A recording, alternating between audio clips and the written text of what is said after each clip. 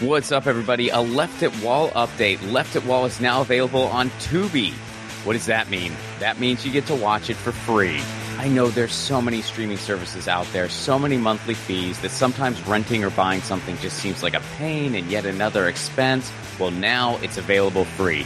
If you're not already using Tubi, I highly recommend it. You can get it on your smart TV, or you can just watch it online on your computer. Just type in Left It Wall movie, and the Tubi link should come up as one of the available ways to watch it. So if you haven't watched it yet, come on. Now you've got to. Left It Wall on Tubi.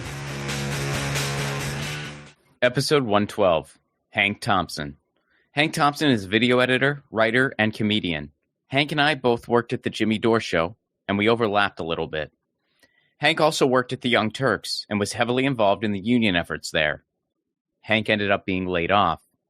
The TYT Union effort was a national story.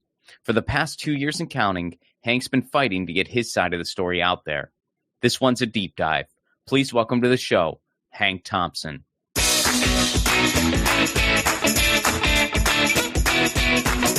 Hank Thompson, what's up, buddy? Hey, Ron. Hello. Hey, Ron's Good listeners. to see you. Hi, man. Thanks for doing the show. I can't imagine what we'll talk about. I don't know if we have any common experiences to draw from. So this might be a rough episode. I don't know. I just have no idea where we might go. We'll see what the PTSD has erased before we get into it. Yeah. Well, you know that I do need to start at the beginning, though. So I'm going to get a little bit of what I don't know, which I don't know a whole lot about your origin story. I know that you're from Chicago, or Illinois. Suburbs of Chicago, correct. Yeah. Okay. Yep. All right. Yep. So unpack that for me. How did Hank grow up? What were you like in high school? Well, I was a funny nobody who had a very popular brother. So I was in the smart kid classes, but I was super lazy. Although looking back now, I realize that's autism, ADHD. But I did well grade wise, but I underperformed because I did the minimum amount I needed to do to get through it. In terms of academics, but I was funny. And so I didn't have any friends. There was one guy I was friends with, actually, I should say, but my older brother was very popular. So people would come up to me and be like, "Hey, where's your brother?" And I'd be like, not here. How far apart were you guys? 1 year. He was a senior. Yeah. And he was he was homecoming king and one of the top academic guys and a very good athlete, and the teachers loved him. And he had it all. He was kind of like the golden boy of the he wore a kilt to homecoming and was the homecoming king. He was that guy. Super cool. Yeah, nice, great, wonderful man, my brother. And I was grateful to have his protection and to survive the wilds of high school under the protective reign of my brother's prefecture. So you all got along. Well, did he try to? We got along fine. Was he kind of like, "Hey, man, come get out of your shell, come to this party," or anything like that, or were you just here and there? Yeah, I was social. I could get I would say funny stuff in class. I was I wasn't a clown. I was just I would time my little comments, and I never got in trouble because the teachers would laugh. Usually, I was buddies with the English teacher because I was on the yearbook crew. So she and I were pals. So the two friends I had was this one dude, and then and the English teacher. All right, but I knew people. I got through it. I knew folks. I wasn't I was overweight and I was having depression. I had we switched schools a decent amount in the there was a churn. That's a much longer story. But yeah, I didn't have fun in high school. I didn't really enjoy it, but mostly okay. Okay. Well, why did you switch schools so much? I mean, you don't have to go into a ton of detail, but just sure. Well, early in 7th grade, instead of going from the local school to the next middle school, my mom was working as a cashier at a grocery store and befriended the headmaster of a fancy rich kid school. So we ended up going there as scholarship kids because we had decent academic, level. We met their requirements. And then they learned that my dad made too much money to qualify for the scholarship, but far from enough to be a rich guy at the school. So they kicked us out in the middle of the year. So I switched schools then. Then we ended up going. What did your dad do? investments. He had just kind of was starting his like investment advisor, so stockbroker, like kind of a financial advisor in like the exurbs of Chicago area. So, but nowhere near enough to be like affording this kind of school. You know what I mean? Like, but more than qualified for that. I already lost the word. Scholarship. I was going to say subscription. Yeah. Scholarship. Yeah. Well, it technically is a subscription. Kind of. Yeah. So we got along with those kids. I sort of had this interesting, it's almost been a theme my entire life, is like inhabiting the cusps of things, like between, like there was times where we were on food stamps. But I also came from a family that had a little bit of money because they'd owned some businesses. Like my great grandfather owned a jewelry store, that did okay. And then my grandmother owned a department store that her mother had started. So I actually take a lot of pride in being my grandmother's grandson, because she was a super badass lady who, ran a store and raised children, and her fuckhead husband abandoned her and her children, my grandfather, and I never met him. And so like she was a real force of nature type of person too. So yeah. And then we switched, so then it was a regular middle school, and then back to the rich kid school for 9th grade, and then and then they kicked us out again. It was just like this mess. So I sort of very disoriented, even just starting high school as like a sophomore. Right. So we had to kind of start over, and then like coming to learn, I was just sort of a, over intellectualizing, it would be another 30 years before I learned what autism is. So what happens post high school? What do you do?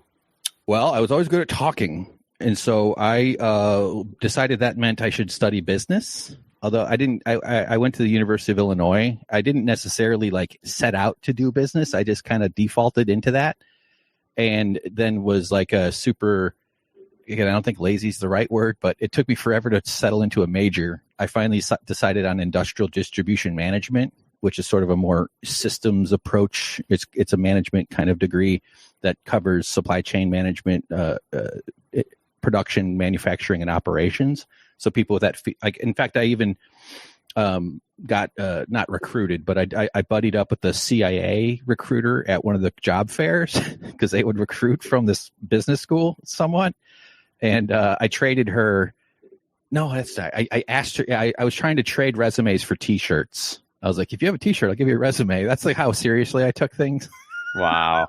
That's what. Did they take you up on it? Did they give you a T-shirt? No, but I ended up getting into a conversation with the woman about. I was like, do you guys like sit in those cages? Do you sit in those copper cages like in that movie? What's that movie? And then we couldn't think of the movie with Will Smith. And then I go, I'm going to go find out what that movie is. And so I ran around, and it turned out to be Enemy of the State. And Seth Green, your look sake. Is that even a word? Yeah. He's the character in that film. And so I ran back to her and I go, it was Seth Green from Enemy of the State. That was the guy that I was talking about earlier. And she took a liking to me. So I ended up going to a CIA interview. Wow. It was weird. I have a folder. So what you could have been. I knew a guy that got accepted into their internship program. He went off for a summer. He didn't like it. He came back. He was like, "This it sucked." But yeah. So there's gonna be some people in the YouTube space who are gonna take this interview, and they're gonna start conspiracies that you're CIA now. You know it's gonna happen, which is great. I welcome. Thank you for the views and clicks in advance. Conspiracy person. You're welcome. Enjoy. Let Enjoy this forever. The content that you make out of this. Yes. The CIA sets people out into the society to very slowly and depressingly make documentaries about unionizing workplaces. Yes. That was it. And we're gonna work our way up to that, buddy. I can't wait. All right. Let me just wrap that up. The lady did say it was the funniest interview she'd ever done. She was like, "This is so funny," and I was like, "I got the job." That's pretty cool. I feel like the bar might be low as far as CIA interviews go, but that's definitely You were probably the only funny interview ever to happen. Probably, yeah. Like the rest were just like, I'm willing to kill somebody with my pinky if I have to. And then you were just like Seth Green, right? Yes, they have a logistics wing that support. This is going back 20 something years, but they have a logistics that supports their clandestine operations. So they have a lot. They need business degrees. They need business people. Yeah. I guess that's what it is. But I'm glad I didn't like go any further than that. I'm already like you said, I should probably have kept that one under wraps or something. But like all signs pointed to being a comedian or being some sort of writer, some sort of performer. Like I missed that identification in terms of what my course of life should be until later in my 20s. So like later in your 20s, is that when you started stand up? Yeah, I was 29. I was in Chicago. I was running an aquarium service, installing and maintaining custom saltwater, freshwater, and like I used to be able to say it so fast, freshwater and saltwater aquariums for hospitals, corporations, and homes and stuff like that. So that was my deal. I bought into this little thing. I knew a guy that was doing it, and it was keeping the bills paid, and it turned out to be a great job for stand up. I didn't have any inclination to ever do comedy until I heard about a roommate, like a former roommate. Someone was like, "Hey, that guy took a comedy class," and that like changed my life. I was like, "Oh my God, that's a thing? You can just go do stand up?" I didn't even know. Like it just never clicked to me. I knew what an open mic was, but I just sort of walled it off as like a poetry or a guitar type of thing, you know? Yeah. But I didn't have that impulse. I did a little acting as a kid. I was in a play as a young kid, but that was like, I had never been on stage up in, since age of 7. And so then I took an improv class at Improv Olympic in Chicago and started doing stand up. It just, I became like obsessed with it. Like it just flipped a switch in me, and my whole life really changed from that. But it was always like being a comedian or doing stand up always to me was like being an astronaut.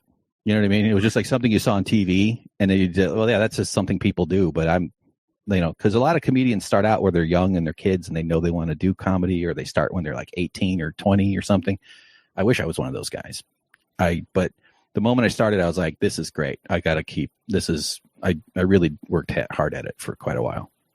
So you're doing comedy in the Chicago scene. And then what made you decide to go out to LA? Young Turks. All right. They didn't actually call me to go, but I had so I got to rewind a little. What year was this? 2013. All right. So around 2013, TYT at that point was really starting to make a dent because, for anyone, I mean, we can kind of set the table for anyone who might not already be familiar. Right. TYT, and feel free to like correct me or I feel like TYT basically set the standard for what it means to do the news online on YouTube. As far as separating it out into clips, they were among the first to start live streaming. They really figured out that model and were just among the pioneers. They weren't the only one, but they were definitely among the pioneers. Yeah. And I feel like they were among the few quote unquote progressive pioneers too. Yeah, I would not quite the only, like you said, but I think they deserve credit for being on the vanguard of that whole process, to invoke a term. I don't want to get into the snark super fast, but yeah, no, it's okay. Well, you can kind of think of it. They're a little bit like the Tesla of online news, like first to market, no competitors for a long time. Seemed fine, made a big kind of, impression for lots of reasons as the Tesla. And then eventually as competition sort of entered the fray following 2013, 14, 15, as it sort of, the internet entered a busier era and matured, suddenly the competition, kind of highlighted some of the contradictions, to put it lightly. And, so you went out and that the owner was outed as a Wharton business graduate who union busts. Oh, we'll work up to that. So, yeah, we'll get there. So you decided to go to LA because of TYT. Now, at this point, did you have the video editing skills and all that? Like, were you also, getting those skills? I had always been so. My childhood, just sort of was like indoor and outdoor. We did a lot of trips to Wisconsin for fishing. I did a little bit of hunting. Grew up kind of conservative with my dad, but playing in the yards, sports, but also very much video games and like stuff like that. So I was really good with cameras and in like computers. I definitely I've built my own computers since I was like 12 years old or so. I've always. So yes, I started tinkering with video editing and cameras and Photoshop early in my teens, basically. It mainly like photo. I remember editing the sprites in a Wolfenstein 3D game using a hex editor.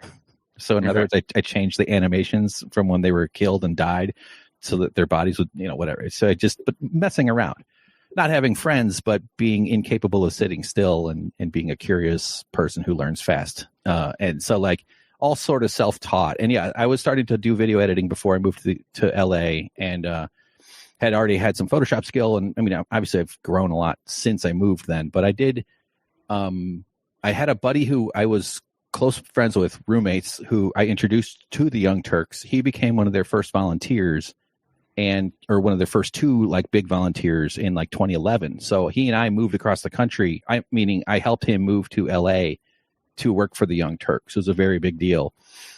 Difficult go, their income stream, the revenue stream was much different than it is these days. So like, he had to survive on a very little, I give the guy credit for that. I'm trying to like, laud the effort, because he was jumping into an organization that was expanding, but also wasn't sure where it was headed. And he played a pretty big role in that. That was my contact with TYT. That's why I got the job there when I reached out and said, hey, I'm thinking about moving to LA. I don't know if there's an opportunity. I'm interested. I was just trying to plant the seed, and maybe within a year or two. And then they're like, well, we could hire you. We could try it out soon if you want. Let's do it in May. So I had like, okay, let's do it. And it was like this sort of surprise. It was like I had like 5 weeks to sell all my stuff from my apartment and sell my business off. Like luckily I knew some people in the aquarium trade that wanted my clients. So I worked out a deal with them to like pay me a percentage of my revenue as a way to buy my clients from me. And they honored that for the first couple of years, I was getting like an extra, $300 or $400 a month from my aquarium sale, which was great. That really helped a lot, because my pay was only $3,000 a month for the most of the time during that first phase that I worked for TYT starting in 2013. There's another major wrinkle here where, because of my contact at the Young Turks, and me doing stand-up, and sorry, I'm getting a little jumbled, but doing stand-up actually also accelerated all the video editing too, because I started to film stuff. I became known as a guy who could do things with the camera and could send you the file, put some graphics on the screen. I started making short and stuff like that too. Yeah, way before. Yeah, like 2009, 10, 11, and I'm out 5-6 nights a week into the Chicago scene. I kind of earned my stripes the hard way. Didn't know anybody, not really a natural performer, but I mean, well, maybe I think I kind of am a little bit, but like some people come into stand up from being on stage as a musician, or from having a theater background or some other, and I had none of that other than a play as a child. So yeah, then the video editing kind of kicked in. I started to really learn more about that, doing Adobe and Premiere products or Adobe products. And it was a huge deal to move to LA. It was a really big deal. Oh, sorry. So because I'm doing stand up, I'm listening to podcasts a lot. That was one of the ways I kept my head entertained. One of them was Comedy and Everything Else with Todd Glass and Jimmy Dore, which you might be familiar with. And so I recommended to my pal at the Young Turks this comedian who I liked, who had a show and I knew he was in LA, named Jimmy Dore, and he goes off on these rants about politics. Seems like he might be an interesting fit for the TYT. Maybe you guys ought to look him up and see if he'd be a guest on the show. And so I recommended, and then they didn't. I reminded them a month later, and then they had Jimmy on. And I remember seeing Jimmy for the first time on the Young Turks show, and I was like, that was me. I made that happen. Not that I was like, responsible for everything that happened since then. But is that when you first met him? Like, did you guys meet then? No, I had never met Jimmy. No, I met him when I moved to LA to work for TYT though. Yeah. Mm-hmm. Yeah. I met him at the TYT studio. Yeah. He was like kind of stunned that I didn't have experience in media other than like the stand-up and kind of that little bit of a background. And I don't blame him. He was like, really? Wait, what? Fish tanks? It's like, why? So, because they assigned me to Jimmy's show when I started working at TYT. We were still in the TYT, remember, was on Current TV, as you recall, Al Gore's company. And they had this whole studio space that they used as both the television production and the web show production. And it was kind of this fascinating moment where the internet staff cohabitated the space with the television staff. So you got to witness the way the amount of money and the amount of resources and brain energy and money that's devoted to the way the TV production worked. And then you also have the people doing all the web stuff. paid way less. Like the TV, it's amazing how much, like, the, you know, $90,000+ a year salaries for producers that just help out with like a 5 or 6 minute segment on the TV side, and on the production crew, you know, you got like multiple directors, remote directors, camera operators, techs. There was one dude whose job was just to do the earpieces for Jank, like the custom IFB things on the TV side. Yeah, on the TV, like his whole job. Wow. I mean, making sure the microphones worked and stuff. That is important. It is important, you know. It's just a little bit. It's critical, but that was his whole job. He just stood by this table, made sure the mics were all set up, you know, because they had multiple ones. Jenks was a custom fitted one, and but then when you do the web production, you're doing like 8 of those jobs, and you're paid. You're paid at a quarter what any of those other people were making. Not that I knew everybody's salary, but it was an education. I mean, it was an opportunity to jump in. They took a risk. I had to honor my friend's vouch. You know what I mean? Like I had a lot to prove. It was a big deal. I hoped to make some way of contributing to the mission that I believed in, which was, you know, getting money out of politics. That was sort of the kind of main connective tissue. I wasn't so much into Jenk's cultural and sexist analysis. And honestly, it's a little bit embarrassing to even say. Was this when he was spotting the camel toe, or was this after that? This was pre or post camel toe? This was post camel toe, post camel toe, pre bestiality. Okay. So yeah, the bestiality thing's not fair. He was kidding about how if the horse has fun, it shouldn't be illegal. Or he was trying to make some joke about it, but people call him out on that because, you know, he gets called out for all sorts of stuff. Oh no, they definitely, I mean, to be totally transparent and fair, I mean, there were definitely times during, in particular, his run for office where they totally took stuff he said completely out of context and just used it to smear him. And it was BS. Like I would never 100%. Say that didn't happen. It totally did. Absolutely. 100%. Yeah. And it's an interesting thing to see too, to have an insider look at the Young Turks so much, that to see the kind of not that I knew Jank and Anna super closely, but they receive a ton and so much hatred and intensity and threats and stuff like that I have kind of a sensitive, even though I'm in an antagonistic posture right now with my project about the Young Turks, I still don't want any harm to happen to anybody. You know what I mean? Like, and I've seen that myself, when, you know, if you guys remember when, sorry, I'm kind of jumping around a little bit, when Hassan Piker caused a controversy that wound up on Fox News, where he said America deserved 9/11. It was a big deal. And even that was like grossly overblown, and the way they presented it was ridiculous. I thought the way he handled it was really great. Yeah, and I thought the way he actually handles his tiffs with Jank is really, because they always would try to make some big gotcha about that. And I remember Hassan, you know, just put it out immediately. He was just like, yeah, we're family. He's my uncle. I disagree with my uncle all the freaking time. Who doesn't disagree with their family about politics? Right. You know, I was like, good for this guy. So, all right. So you're at the Young Turks, and then you started working with Jimmy more and more. And then, of course, Jimmy decides to not completely go off on his own, but to kind of lean more into the Jimmy Dore Show. So yeah, let's unpack that part of the story. Sure. So yeah, I had left TYT in, I think it was like, March or so of 2015. So 2013, roughly 2 years go by, and then some early 2015, maybe it was a little earlier than March, but I was just done. I just needed to. Nothing seemed to be progressing in my life. My comedy career had totally stalled. So I was sitting around doing basically nothing, trying to get things going, but nothing was working. Jimmy reaches out to me saying, like, this is like October-ish of 2015, saying, hey, I'm thinking about doing more regular videos, something. I'm paraphrasing, but you want to help me do this? So I was like, yeah, I'm definitely, let's do it. I need the money. I'm looking for work, because Jimmy and I, so I had been like his director and editor, publisher, some of the graphics, not all of it, studio setup. Like I did almost every single job in the studio to set him up in his show when he was the Jimmy Dore Show at the Young Turks.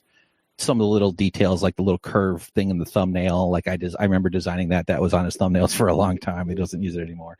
But so Jimmy and I, he knew me, he knew I was capable of doing, And so I just started driving to his house every, well, we didn't do it every day, but 2 or 3 days a week or something like that. Started just posting up videos. We took a crappy camera, we set it up, bought a mixing board, and just started making videos and YouTube videos, just kind of like what we would do at the Young Turks. I would bring home the footage, drive across the country. My car didn't have any air conditioning, which always sucked driving across. I remember that. When I first met you.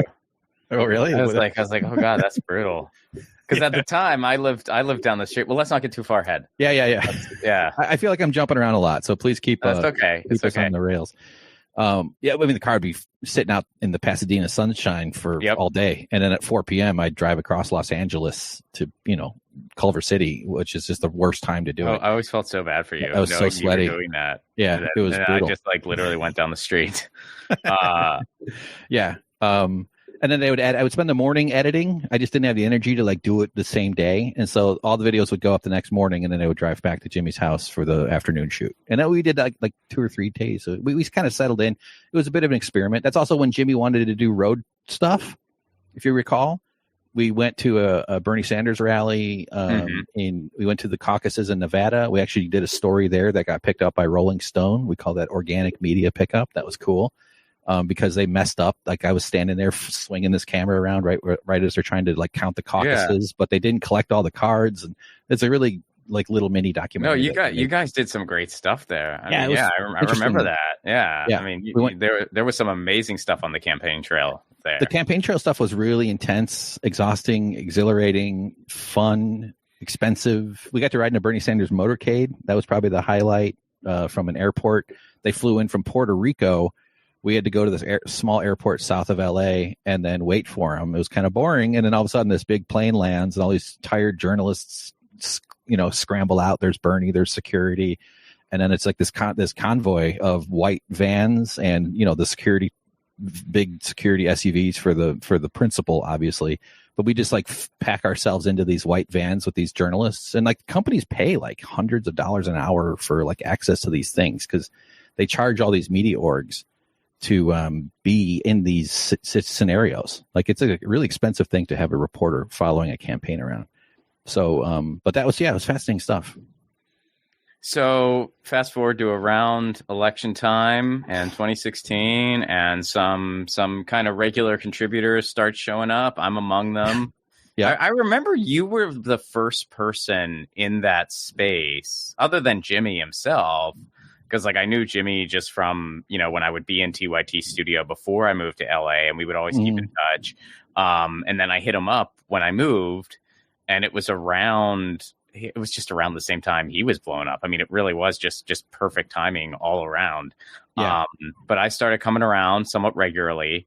And I remember you were the first person in that space, other than Jimmy, who was outgoing and nice to me.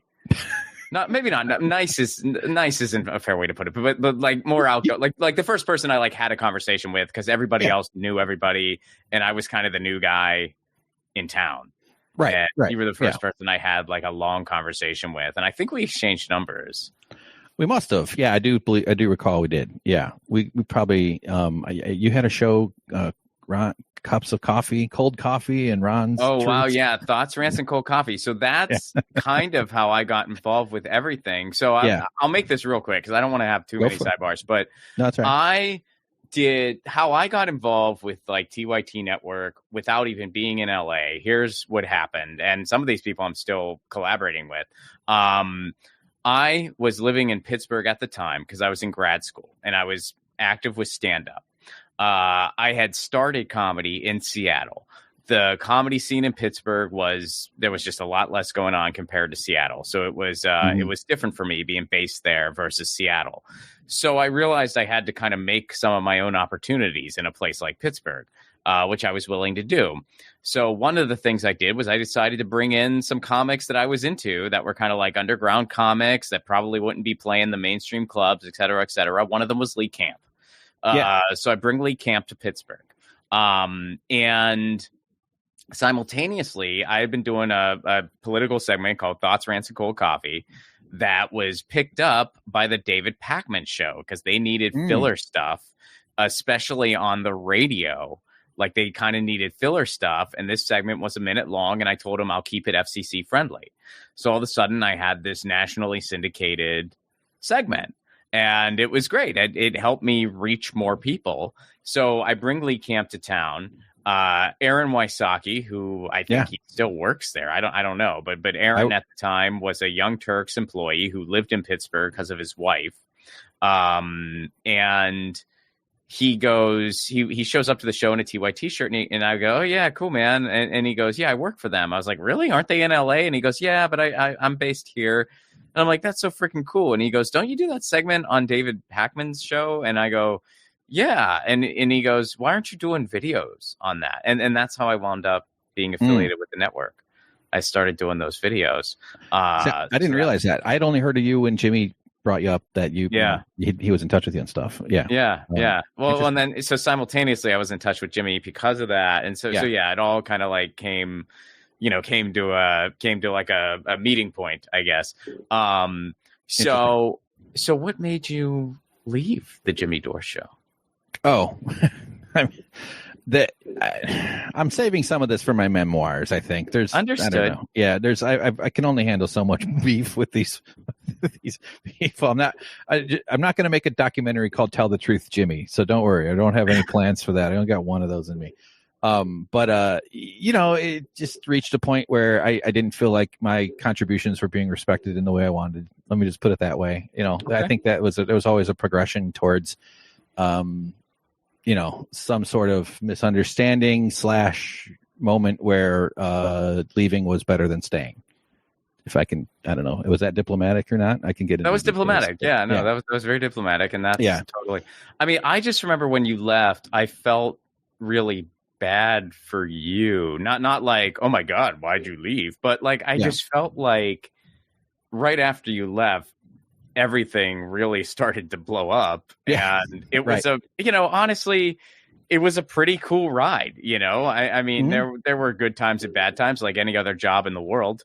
But it was like there were some pretty amazing things. And I felt, and this is a compliment to you. Just that. All right. There is no way the Jimmy Dore Show could have unfolded the way it did if there wouldn't have been you there or somebody with your skill set. And that's not like, that's not a bash on Jimmy or anything. That's just a fact because you have the perfect skill set for a political comedy YouTube channel. Yeah. So anybody in that situation, whether it's Jimmy or anyone else, if they need, somebody to basically guide the channel, you're the perfect fit. It is a very distinguished skill, and you have all of it. You have the comedy, you have the writing, you have the editing, you have the camera know-how, you have the graphic know-how, you have the YouTube training.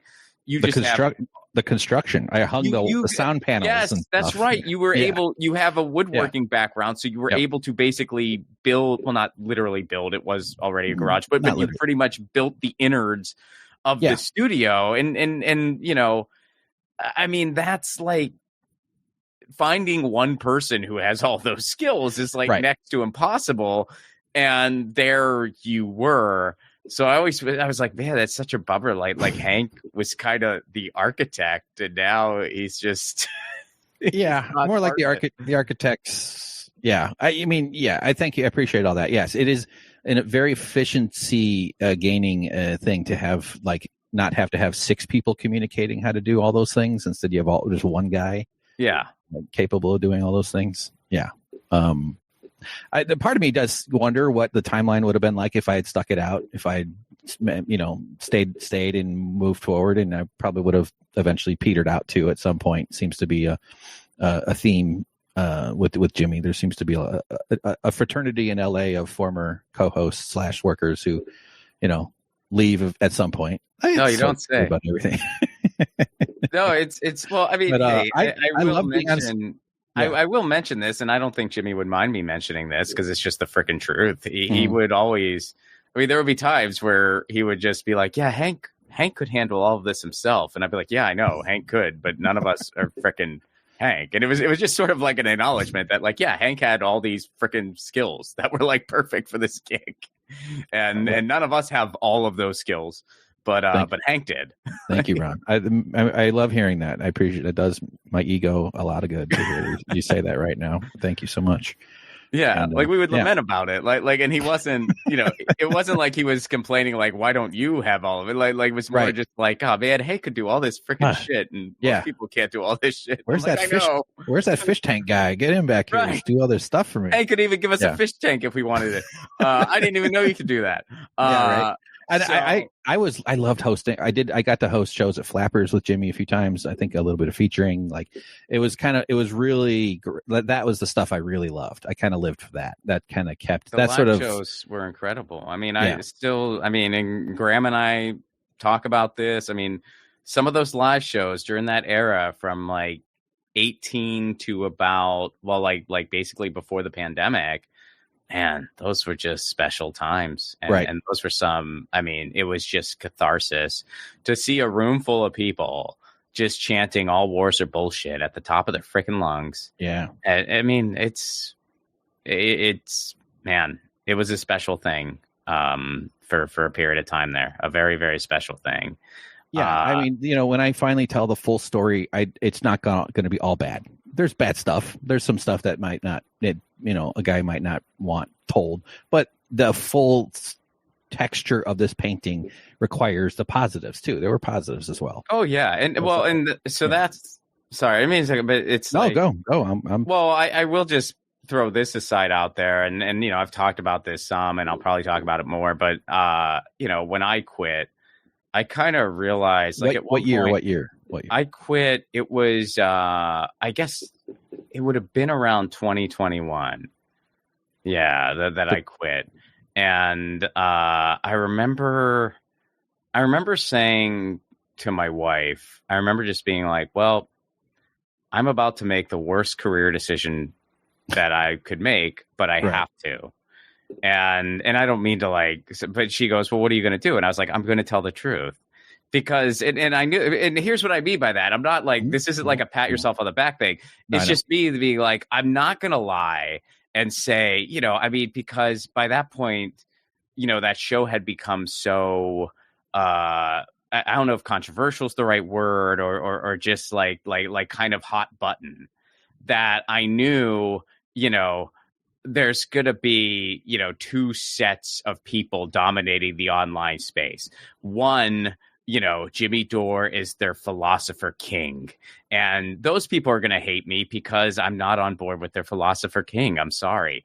And then there's the other who, Jimmy Dore is the devil incarnate and everything bad begins and ends with him. I'm not going to satisfy those people either, because I'm not going to freaking lie and make it out like, oh, it was so bad and everything was bad and he was just wrong about everything and I just woke up from a bad dream, because that's not the fucking truth at all. Right. That's not the truth. And I would never say that, because it'd be a freaking lie. So I realized I'm just going to talk with the nuance that a situation deserves, which, by the way, that's how life works. Yeah. But life isn't good for clicks, Hank. It really isn't. That's why I've tried to lead more into the long form podcasting space. I'm with you there. Yeah. The algorithm feeds into the hatred, and our brains reflect that. Right. So I knew I know that in the short term, I'm making the worst decision I could make, but I have no choice, because if I made any other decision, I would hate myself one way or another, one way so anyway, so you leave the Jimmy Dore Show, you go back to TYT. Yeah, well, okay. So I go back in I stayed in touch with folks there. Now, but the first iteration was 2013, 2014, 2015, a little bit. And I did almost every job imaginable behind the camera, studio setup, all kinds of stuff. Not really producing, wouldn't call myself that. But it wound up doing publishing. They sort of figured out I'm good with words. I ended up getting 2 YouTube certifications, flew to New York to take tests. So it was just nuts. Damn, they couldn't even do the test online? Had to go to New York? Yeah, because TYT was involved with a lot of YouTube partnership stuff and YouTube spaces in LA, these big facilities here and stuff. So we got to do productions at YouTube. I produced the Troubadour live show, because I had live production experience having done stand-up shows in Chicago. So they assigned me that. Crazy. It was like a 17-hour day, and I still had to go home and upload the Hulu data at like 3 a.m. I was so pissed. I was like fucking ridiculous. But anyway, so I did a lot of different things during that first iteration, but I stayed in touch as just like kind of a friendly orbiter of the someone that they knew from their world. And I was brought on to do like a small job once during the summer of 2018. So like so the Jimmy thing ended at the end of 2016. So most of 2017 was a huge struggle. I was very lost in my brain and my mental issues and my problems and stuff that, so things were hard for me. I was doing deliveries mainly, but barely getting by, not having safe thoughts, just put it that way, struggling a lot. So I really needed work, and I was grateful for this chance. I'd been doing freelance stuff. I did some animation for a comedian who sold like a thing, a few other little small projects, but it was a difficult grind. I was really in need for something more stable. And then, kind of tracking TYT, not really watching closely or much at all. And then I went back as a video editor after this one small independent contractor gig for summer. There was like a set thing. We just need they filmed a package somewhere. They just need somebody to put a few days of work into this and send it to us. And then at the end of 2018, an opportunity opened up. Someone was changing their role in the company full-time. And I told the editing department manager, like, if I can come back, I just want to do video editor. Like, I don't want to do anything else. Like, that's like kind of my skill set. Let me be a really good video editor for you. And they had an opening in the video editing department. So I went in, signed up. Well, I didn't sign up, but they called me on Friday. Can you come in on Monday? Absolutely. The rate's $21.63 an hour. That's not negotiable. No problem. See you Monday. And the first thing they make me do is sign paperwork that says I'm an independent contractor, no benefits. And I was like, that's okay. But all right. Aren't the other video editors but I was so happy to finally get work. I figured maybe for a month or two, then they'll get me benefits as an employee. If, only put up with the independent contractor thing for a month or whatever trial period, I could have chalked it up to that. But as time kept going on, we're into multiple months of working full time as a video editor for zero benefits, no paid days off all through the holidays. I took some personal days, no paid days off, no health insurance, no benefits at all. And I'm working next to people who have the exact same job, but are called employees. And this had benefits. They had benefits. They were getting paid benefits, and it stank. It fucking stank bad. And I felt like it kept getting worse. And I just was like, is this really happening? Because I'm kind of a loud, annoying idiot. Like, I don't know how to really stop myself. Like, partly why like being a podcaster, comedian asshole is probably the only thing I'm qualified to do. Did you at any point like inquire about it? Like, did you ask? Like, okay, so what happened there when you inquired? I mean, I would bring it up with the office manager, bring it up with the department manager. I recall one quick conversation, and I say this with respect because he was always very, like, the department manager was very curt in a good way. Like, he'd give you just short answers, but they were clear. Like, so he always knew, you know what I mean? Like, in a good way. Yeah.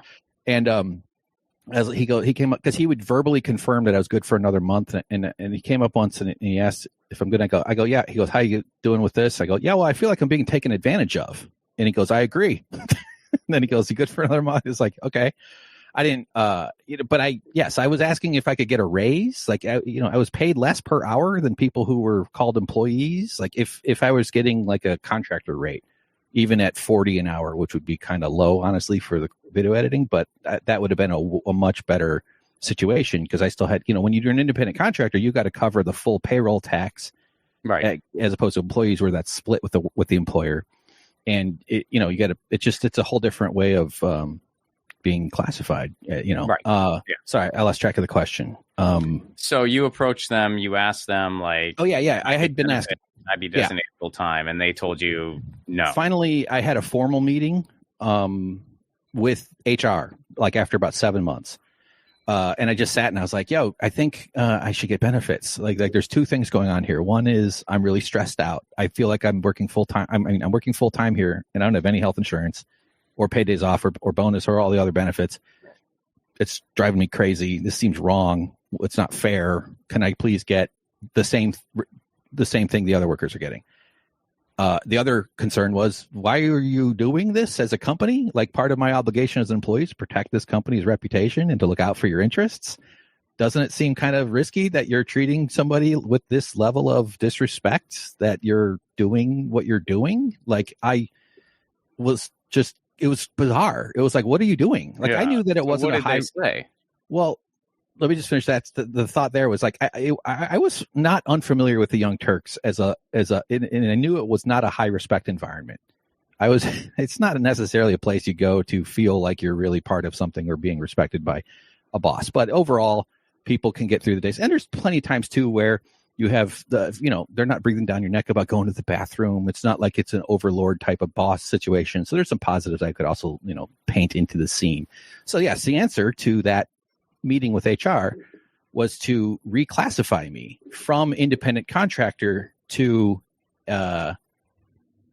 part-time temporary. So they decided to call me a part-time worker. I still worked 40-hour weeks. I was working 40-hour weeks with paperwork that said I was part-time. And TYT's threshold for part-time is 30 hours. Over 30, it's full-time, and you should get benefits. I brought it up with the manager, but they didn't care. So that went on for about 4 months. But during this time, as I had come back, right? And I had known about half the people because so few new people and stuff. I'd heard about a union effort that had started at the Young Turks while I wasn't there in the spring of 2018. So now we're in the spring of 2019, right? Where I'm called an independent contractor, and I'm starting to think of, because they told me that a couple people told me about that previous union effort that froze because of a round of firings that's written about. There's a rap article that you can look up if you're curious to see that. So I decided, and as I'm dealing with this situation, I felt like they were stealing from me. Let's just put it out there. It felt like I was being mugged, to be honest. Like, it didn't seem right that I was out thousands and thousands and thousands of dollars for doing work that if I was classified differently, I would have received. And I decided that I'm going to wake up this union drive. I'm not going to put up with this shit. I don't like this. I didn't move across the fucking country to compromise on my principles. In fact, I moved across the country to fight for the principles that TYT sells. Straight to the camera. Honesty, truth to power, fight for the little guy, all the things that Jenk's audience believes they support, right? So I'm thinking the only way around this, because clearly like the managers aren't going to fix this, is as a union. I need collective bargaining. So I started to bring it up. That's kind of the way it starts. You pick people you trust. You kind of look around. You can't just, any nascent union is a real touchy, sensitive little germinated seed, right? That's why. So, I'm making a film about it. I know you know that, but like you probably will say it in the intro. So but one of the visuals in this documentary is the flower pot. I use that a lot to grow like a plant, and then have like Jenk swing by and destroy it and stuff like that. So, and so when I had that meeting with HR, I had already just started to sort of bring it up a little bit here and there. But when they decided to call me part-time while I'm working full-time for zero benefits, that's when it took on its own intensity. That's when like the second attempt really became like, oh yeah, we're actually serious. We're actually going to do something about this. So it just became me and this one other person. And then we're like, let's talk to that person. So now it's 3 people. Let's talk to that. Okay, now it's 4 people. And around then is when we all said, and guess what type of person works at the Young Turks? Like lefty types, right? It's not that they have a test for you when you show up, but if you don't, like I say this all the time on my show, like if you don't want a union forming, then be the Daily Wire. So yeah. Right. So that's when we started having more intense, like honest conversations. And we even like one tip I have for people is to like, make sure you're actually serious. Just have a verbal check-in. Be like, are we really serious? Do we want to push forward, or are we just blowing off steam here? Both of those are fine. It's okay to blow off steam. It's good. But you got to actually like be on the same page with your comrades when you're unionizing. And so then there's more to this story, though, for sure. Yeah. Yeah. So at this point, you guys are having more serious conversations, and yeah, I know we're kind of just doing like the cliff notes here, but yeah. But so did you get the labor board involved at that point? Like, was that when you reached out to the NLRB, or who did you then contact? So that's getting ahead a good amount there. Okay. Yeah, we'll get to that for sure. We had a contact with IATSE, the International Association of Theater and Stage Employees. they do, unions for like post production and production employees within the entertainment and media industries, and we were exactly that. So we were joining the union for us. We decided that we would then reach out to IATSE again. So they'd already been in touch with IATSE from the previous effort that went cold about a month ago, about a year prior. So rolling the clock forward towards like the fall of November, late October, that's when we decided to like go forward with emailing IATSE, and they were immediately receptive. They were interested in talking with us and meeting with us. So we scheduled our first meeting with the union, or our first meeting with the union organizers in this apartment, like downstairs in my apartment right here, which I'm very proud of that. And there's a whole coffee cake motif in the film too, because I could only afford the shitty coffee cake. And I feel like at the union celebration, you got to get the good coffee cake. There's something symbolic about that to me. I don't know if that makes sense. But so we had the meeting here, but just before we had that first meeting, Cenk Uygur becomes a politician.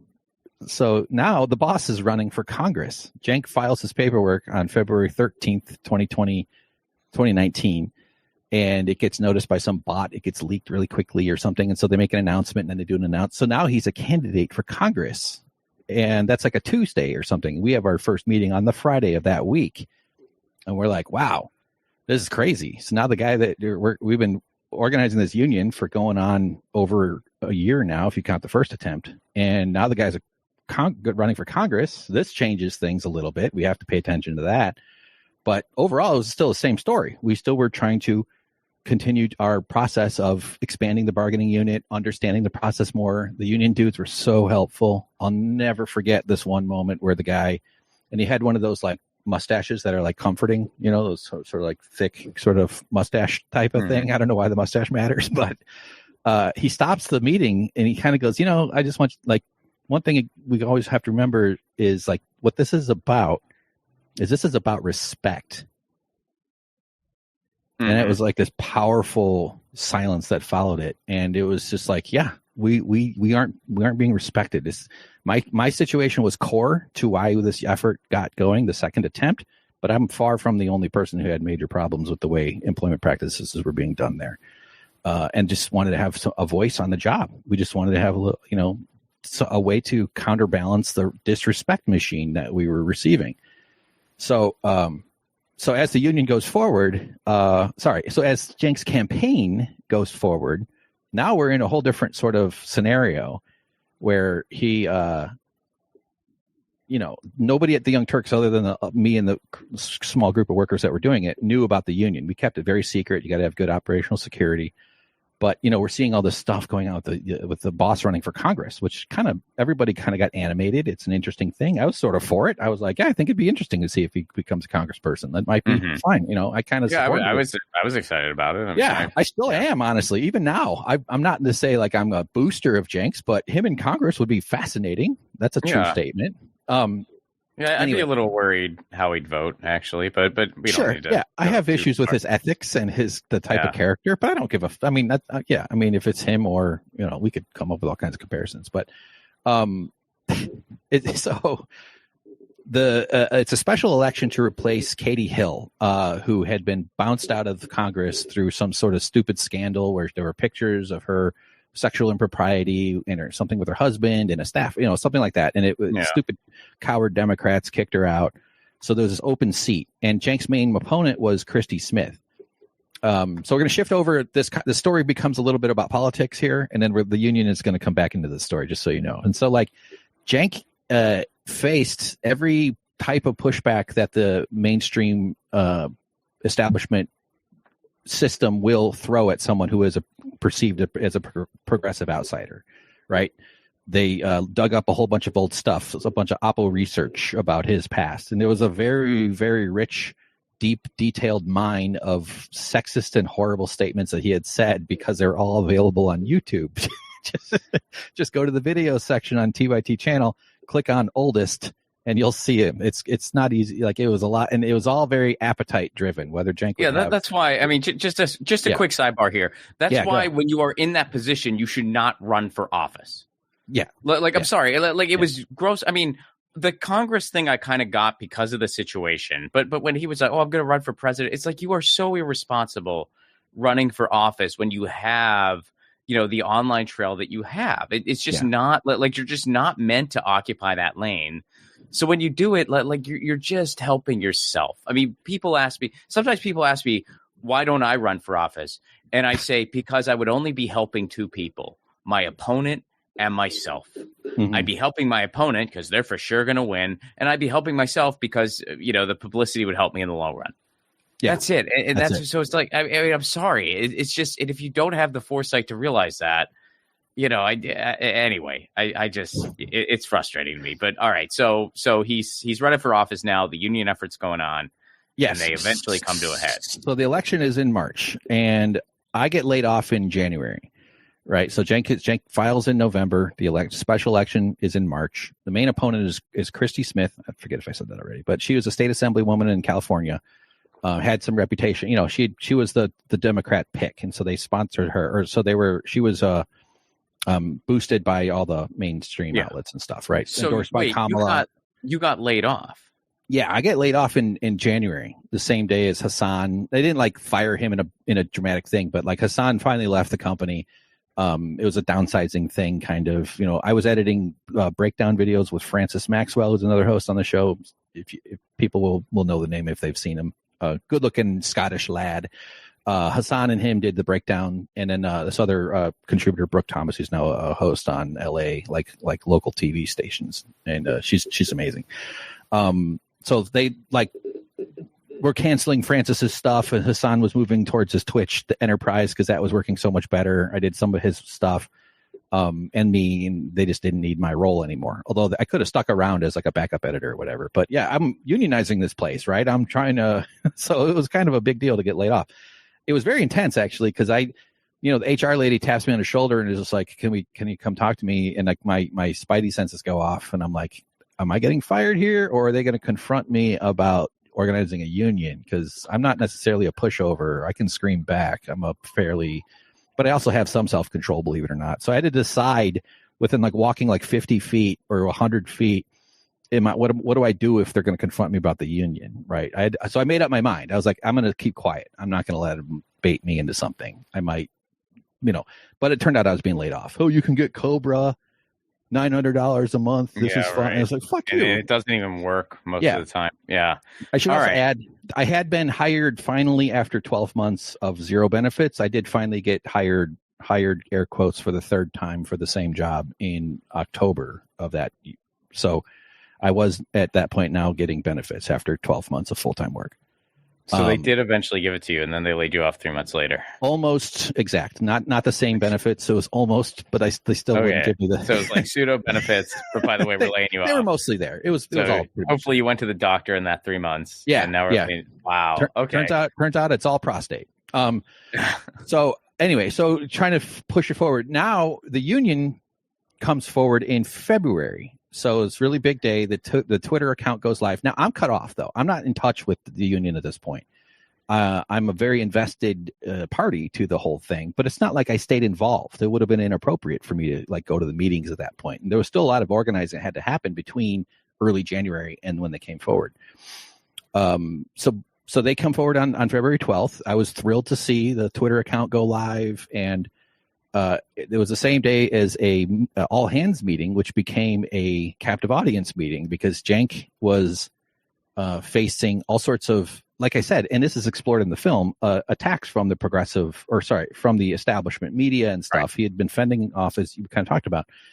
And at this meeting, he expressed that he thought he was being punked. Like, this is all written about in the Huffington Post piece, by the way. There's 4 articles were written during this time period during which this union busting occurs.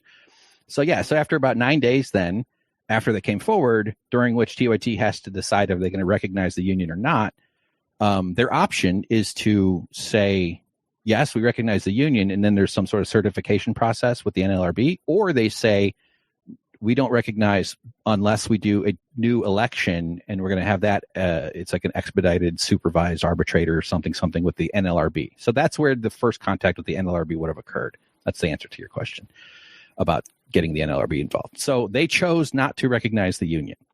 They rejected card check. They didn't accept the results of the first election, which is what rejecting card check means. and card check is 50% plus one, and then you're Right. recognized as a union. And Bernie had proposed making, as a president, having penalties for companies that fail to recognize card check as part of the PRO Act. So they don't recognize the union. Yeah. And then how did the union eventually happen?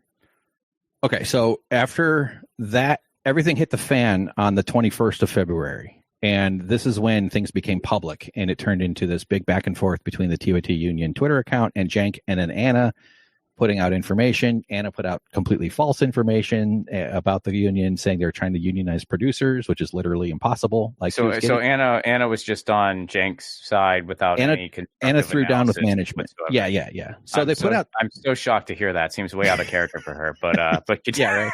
Continue. Yes. Trashing her credibility out of blind loyalty to a guy in service of protecting his political ambitions by smearing her coworkers publicly.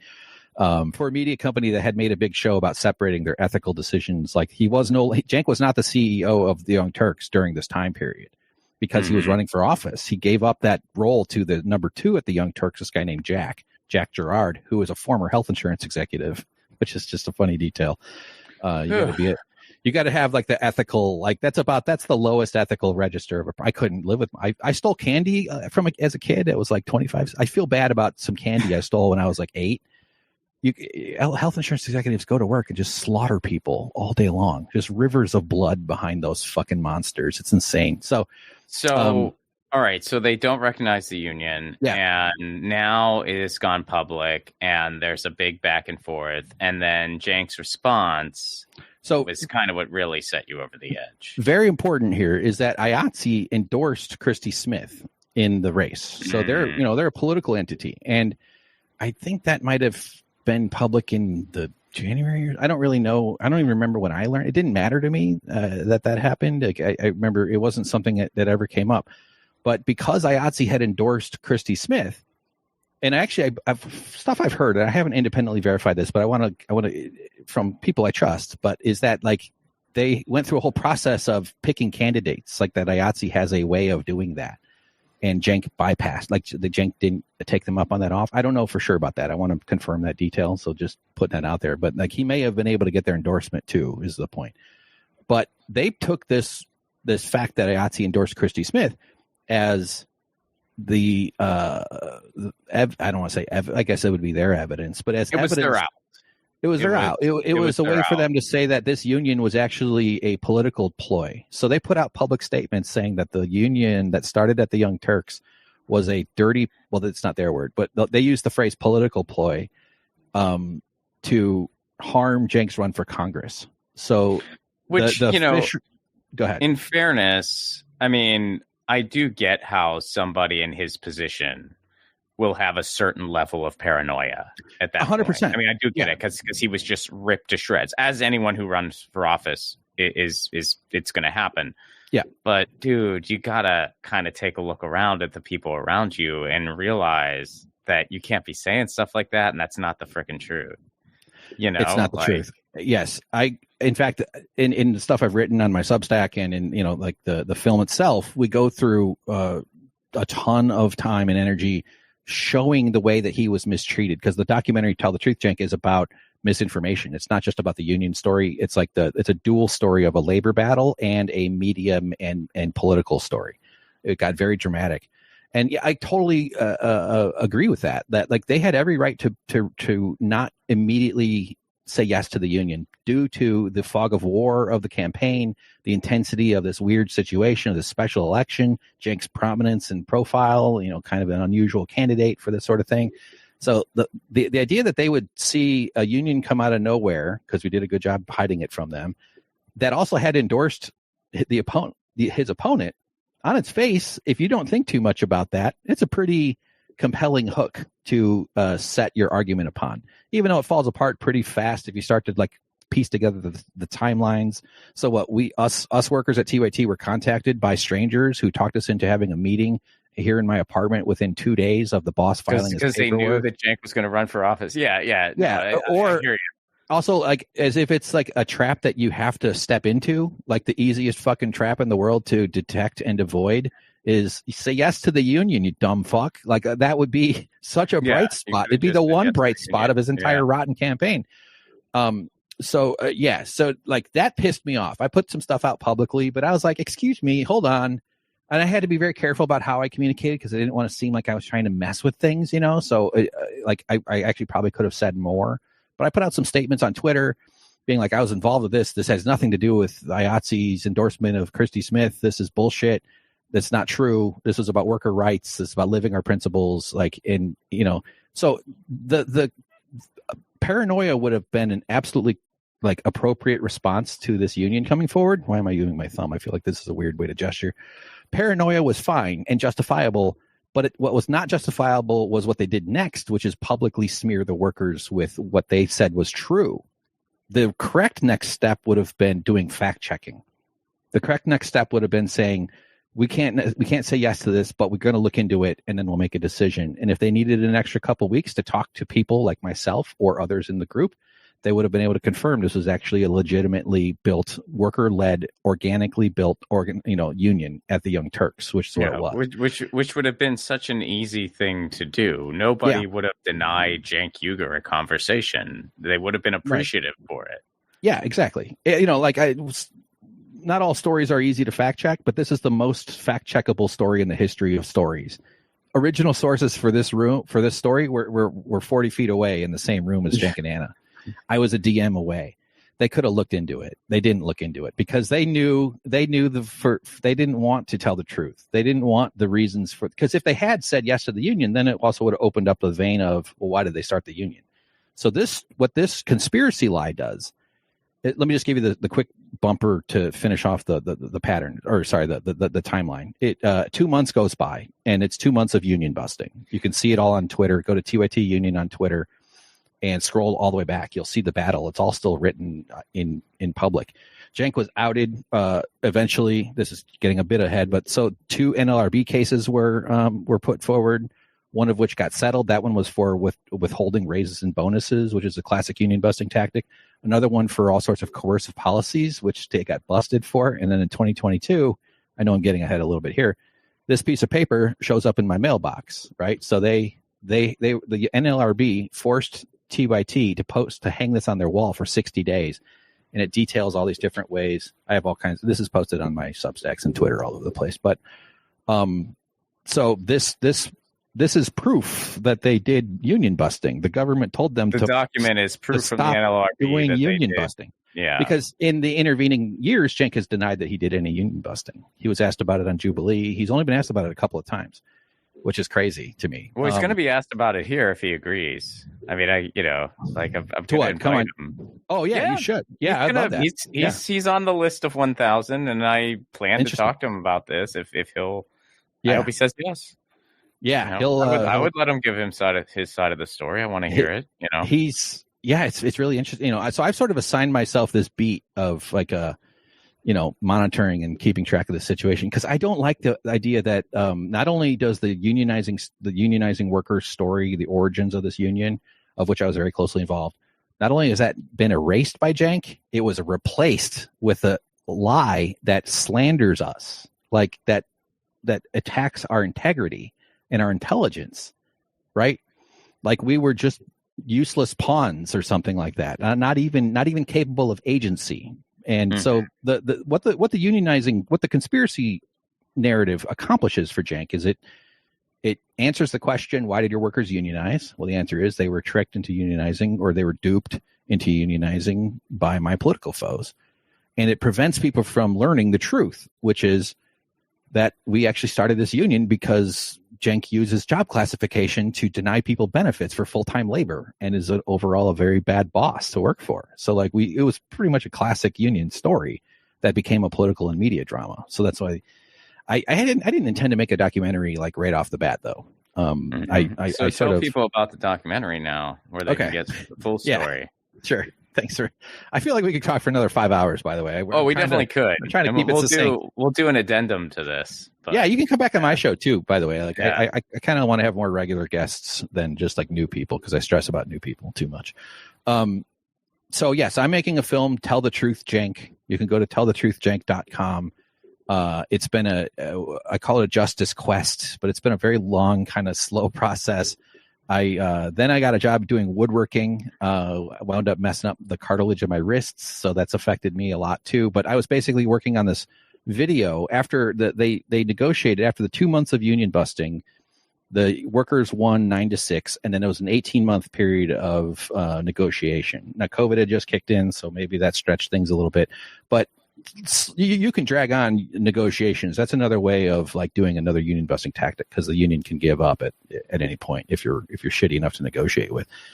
I didn't even start working on the video until after that. I put out a podcast about it on my show, Winners and Losers, and then like that was sort of the foundation for a video I wanted to make that was like 15, 20 minutes or something. I just felt like I needed to tell my side and put some information out there, but I overshot that. I started to get longer, and then this shows up, right? This comes in the mail, and I'm like, so tell people what this is for anyone listening to the audio. I'm sorry, that's audio. So I'm holding up the NLRB notice that says notice to employees that has all the details on it. So. And that notice from the NLRB confirms that union busting tactics happen.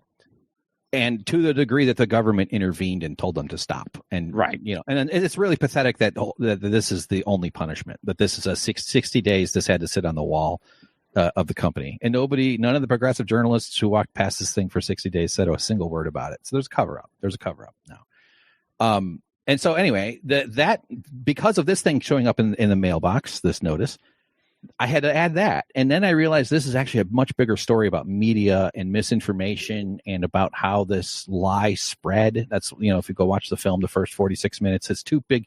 There's a playlist on YouTube. It's 84 minutes of the film is currently available. It's going to end up being probably 2 hours total runtime. I'm trying to raise money for it. I did I have a GoFundMe. I'm actually looking to push like another big push, probably first part of the year, to try to get some funding for it, because I owe my roommate like $40,000.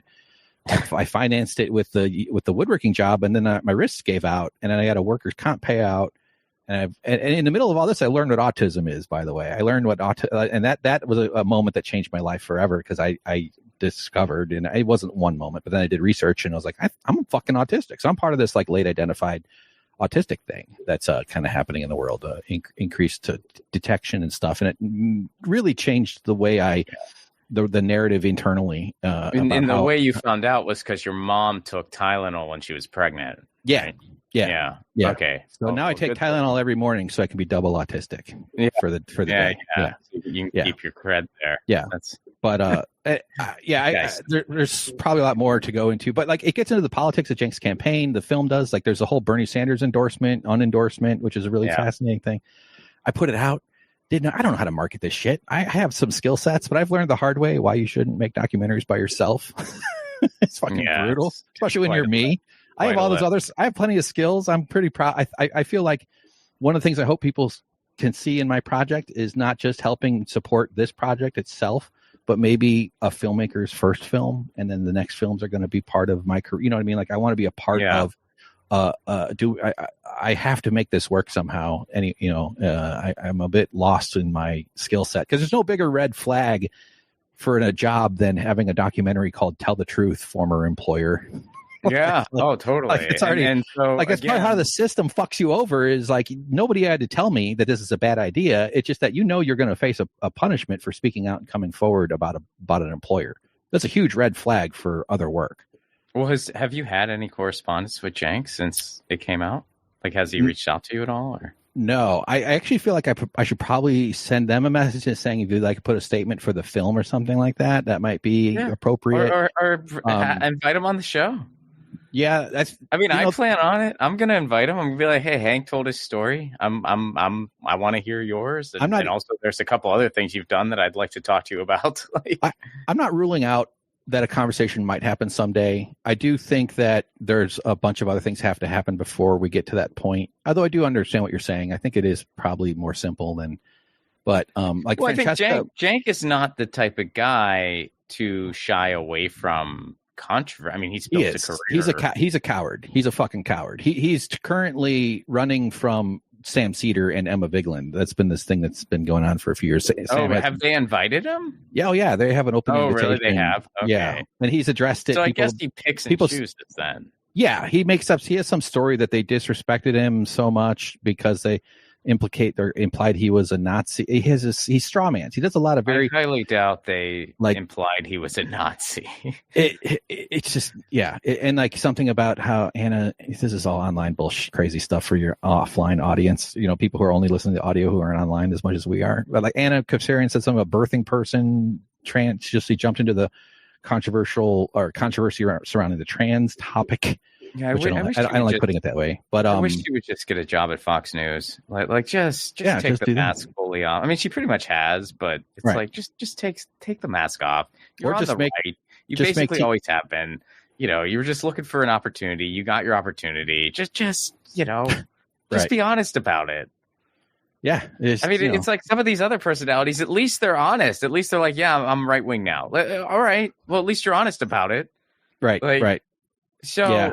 I mean, they hold the line on it on the Gaza thing. I know we could probably quibble with some of the details there, but like they're at least in the trenches in that sense. Like there is some nuances to this kind of current thing that's happening, but nevertheless, I think that their approach is to just turn TYT into like a Fox News satellite, essentially. I mean, it seems like they're just narratives. They're just looking for a lane, really, and they don't really care. And when you live, Dave Anthony said something like this to me recently, and I'm paraphrasing it. It's like, but when you live in a country that has no political ideology, people can just make up a hodgepodge of whatever, and you get this like all these just half-baked ideas. And most of these people who have made livings off of YouTuber stuff, whatever, a lot of them, that's what they do. I mean, that's what Jake Uger's doing right now with the way he has adopted populism, which is, by the way, read Thomas Frank's book. What he's talking about isn't populism, but that's okay. But he's basically just made up what it is, and now it's a brand. Before that, it was the home for progressives. Who knows what it'll be 3 weeks from now? Right. And the thing about it, dude, and it bums me out. And I know you and I have had these conversations off mic. Like, I would love to have nothing but gratitude for the Young Turks and the Young Turks Network, for, the Jimmy Dore Show, because in many ways, like I should have nothing but gratitude. Like those entities have really changed my life. And, there have been some amazing times. I've had some amazing times in the TYT studios. I had some amazing times, in Jimmy's studio and on the live shows, especially. But seeing the direction that it's all gone is just so sad. And it's so, and as somebody who studied media policy in grad school, as somebody who was a fly on the wall in that entire space, and, you and I are just old enough to see it go from this obscure thing that barely anyone knew about to a juggernaut in the media landscape, and to see what it's become. And this goes far beyond just Jimmy Dore and TYT. This is we could be listed things all day. To see what it's become, I think is so freaking sad. And I don't have the answer. I don't have the fix, but it just bums me out so much. And it bums me out so much to but I can't just shut up if you're going to call yourself the home for progressives and then use this pretzel logic bullshit to endorse somebody like Rick Caruso. Yeah. Like I can't just shut up about that if I live in Los Angeles or just in general, but especially it's like, this is my city, I mean, and it's just so sad. It's just so sad. Yeah, I agree. I mean, I have a piece for the final third of the film, and I finally put it all together as one big 2-hour movie that I want to get into the history of TYT. I'm going to animate it somehow. I haven't quite figured it out yet. But like one of the visuals for it is like a cul-de-sac. Like Cenk could only burrow left as far as his ideology could allow. Right. So he used to describe himself as a liberal Republican. A Republican who doesn't mind higher taxes as much, maybe. It's like, dude, and make up brands. Cool with gay people, right? So he saw an opening in the market because I think him being an immigrant, I think he moved to America when he was 8 or something like that, and he's not a white guy, meaning like so he that gives him. I don't mean this in a bad way, and I hope it's okay for me to say this, but I think that gives someone a bit of more of an outsider's kind of perspective. Yet at the same time trying to conform to like American capitalist ambitions. He was very like raised, his family's rich landlords in New Jersey, went to Columbia Law School, went to Wharton Business School, same school as Donald Trump and Elon Musk. So he's straight from the capitalist factory, the fucking vampire factory is where he went to his, educational training. And I think he's ideologically incapable of burrowing any further left than horse race politics as a progressive, saying that, Republicans are stupid for being against gay people. And by the way, he's still this massive, and I'm kind of talking about like the kind of political positioning that he's set himself as this outsider to the Democratic establishment. Parts of his campaign proved that this was true. But on the other hand, he was doing union busting at the same time he was running as a progressive, which is such a fascinating moment. So he's establishment. He is like, the whole story is a microcosm for labor and politics and media. Like almost every criticism you could have for the establishment can also then be taken and turned into the way Cenk treated the workers at TYT who were starting a union there. And using his own power over other people like John Iadarola, the other host of the channel of the network, to never say anything. Literally, the one person, you'll like this. This is a great detail. One person has said one thing positive about the Young Turks Union on Young Turks airspace, and that's Kashama Sawant. The night of the election in the second election, April 9th, she was on a show with Mark Thompson, who is the deep voice guy. I love Mark. Mark's great. Yeah. And she said at the end of the interview, support the workers that are having their vote today. That's the one person that said anything positive about the union. Cenk brought it up in a video in which he lied, saying it had nothing to do with employees, and he called it a bumpy start. And it's a strange. I do need a lot of help getting this thing off my brain. It's not been healthy. And tell people where they can go. TellTheTruthJank.com. And my YouTube channel is Winners and Losers. It's my podcast. I also do some video game stuff on a channel called Suck Professor. And that's a channel I did for a long time where I leveled up at video editing. But yeah, TellTheTruthJank.com. Scroll down. But there's links at the top. There's the trailer. There's the GoFundMe. I'm looking to do like a GoFundMe push in the early part of the year. Of course, I'm thrilled if anybody wants to help out nowadays, but it's a tough thing, man. It's a weird experience. I'm really, and I know we're trying to wrap. My hope, my greatest ambition is that in 10 years, I need to be, I got to be on the other side of this thing someday. And actually the problem is if it succeeds, then I'm cursed. Like then I got to talk about that guy. Then I got to talk about Cenk more. Like, you know what I mean? Like that, what a mistake. Like I fucked up by making a movie people want to watch. Then I have to talk about this shit. But but it's fascinating. It's like a lens into how capitalism and power works. But my greatest ambition for the film, I would love it if it's positively compared to Michael Moore someday, such as Roger and Me.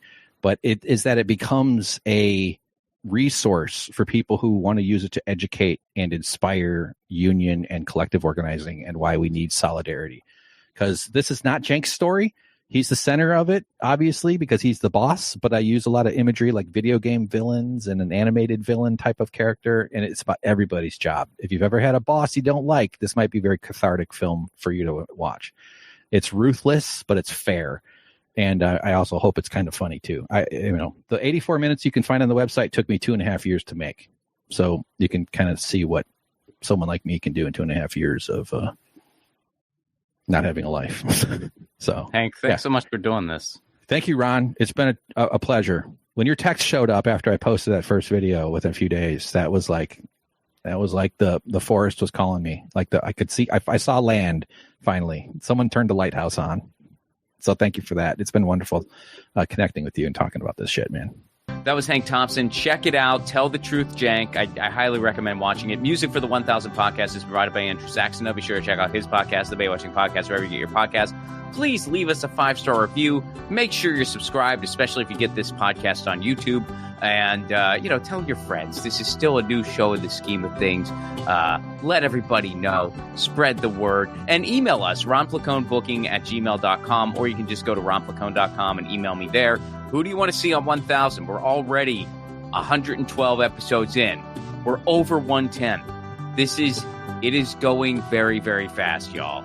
It's going fast. we are feeling it. And if you want to support the show on the sustainability end, best way to do it, patreon.com/ronflacone. For a giveaway you can't love it, you get all kinds of cool perks. We do a Zoom hangout once a month. You get the 1,000 episodes before they're released to the public. And that's all for a giveaway you can level. Even $1 a month goes a long way. So come join a really fun community of cool, like-minded people. Again, that's patreon.com/ronflacone. All right, 112. Here we go. 112. Just at the start of another decade. Cracking another decade. Catch you next week. Peace.